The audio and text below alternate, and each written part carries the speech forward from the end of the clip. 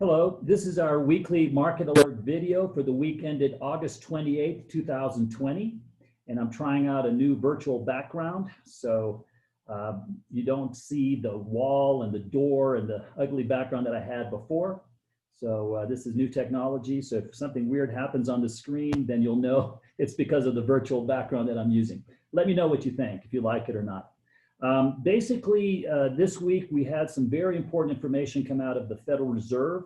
As always, what comes out of the Federal Reserve is very important. But certainly this week they announced two significant changes in their policy going forward. And we believe those policy changes should be positive for our investments and for the future of the stock market and the bond market in the short run anyway. So let me go over the two big things. One was they said that they are now going to target an average 2% inflation rate over time. Okay, so what that means is that before they said it had to be 2%. Now they're saying it can average that, meaning that it could go up to 4, it could go down to 1. You know, it can, as long as it averages 2% over time, they feel they've accomplished their mission. Now, I don't know how you do that without a crystal ball, because how do you know what the future is so that you can know what your average is going to be? Now, you'll notice I do have a crystal ball there in the background under that painting. However, I've never figured out how to turn it on, so it doesn't really work very well for me. But be that as it may, that's an important thing. What that means is that they may let inflation rise beyond the 2% that was their former mandate. The second thing that they said, which is very interesting and different, is that they won't feel obligated to raise interest rates if the economy is running at full employment. So in the past, the policy was that when we're at full employment, the Fed is going to gradually start raising interest rates. The thought behind that was that if we have full employment, people have money, they're spending. If they spend, prices rise, we have inflation. And we don't want that, so therefore we start raising interest rates. This now says we're not going to do that. Now, last year and before the pandemic, we had very high employment, almost full employment, but yet we had no inflation to speak of. And therefore, we believe that's why they're saying that. So going forward, they're going to be looking at inflation itself rather than employment as a driver of inflation. And so what does that mean in terms of where we go from here? Well, two things. One is they're probably not going to be raising interest rates for 3 to 5 years because the economy needs to recover. For us to get the full employment, that's going to take a while. Before we start seeing inflation and all those kind of things.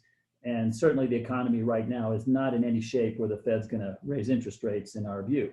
So what does that mean? Well, companies want to know the price of their money, the cost of borrowing and all that kind of stuff. And now it looks like we have a level of certainty, a level of confidence about that. And so therefore that will encourage companies to borrow money and to invest and grow. And that is a good thing. It should help profits. Low cost of money should also help profits. So we believe this will help the stock market, the S&P 500 index and the Dow to go up going forward. Now, the other thing that the Federal Reserve basically did was it told the bond market the same thing.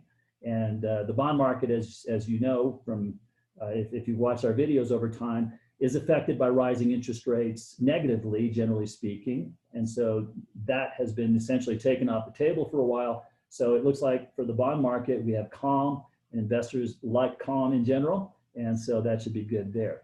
So from that standpoint, things look pretty good. The other thing that, of course, we're looking at carefully and watching, but we believe should resolve itself, is the battle royale, if you will, between the Democrats and the Republicans over the next package to give people who have lost their jobs. And that is one of the biggest reasons why the stock market is up despite the economy being down.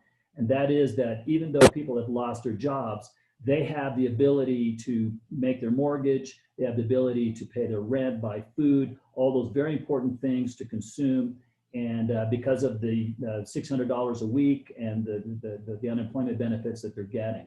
So that needs to continue. If it does, then we see that as being a positive as well, and things should be okay. Now, of course, if it doesn't, then Katie bar the door, we could see a massive drop in the market if that were to happen. So I think all the politicians are aware of that in an election year. I don't think they want that, but stranger things have happened.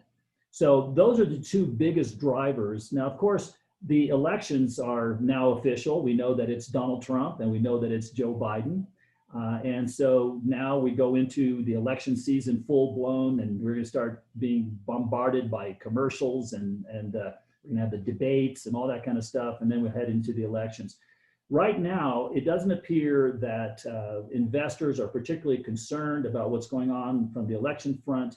And again, we believe that that is because the drivers right now are the Federal Reserve keeping interest rates low and being committed to buying up, the banking system and whatever it takes to keep stability there.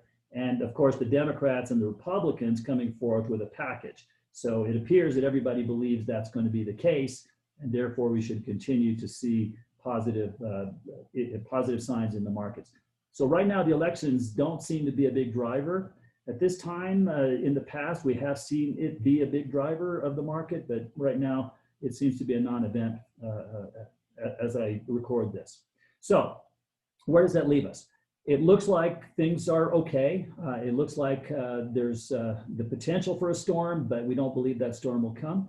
And so we think that it looks positive going forward. So thank you for letting us be your retirement planner.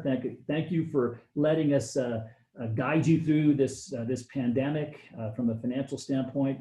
We're very, very conservative, as you know, and we do that because we want your money to last as long as you do, and we want you to have financial peace of mind.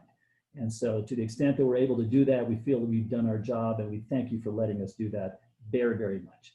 So I hope you are staying sane, I hope you are staying healthy, and I hope you like my virtual background. Let me know what you think. Okay, so we'll talk soon, and thank you again.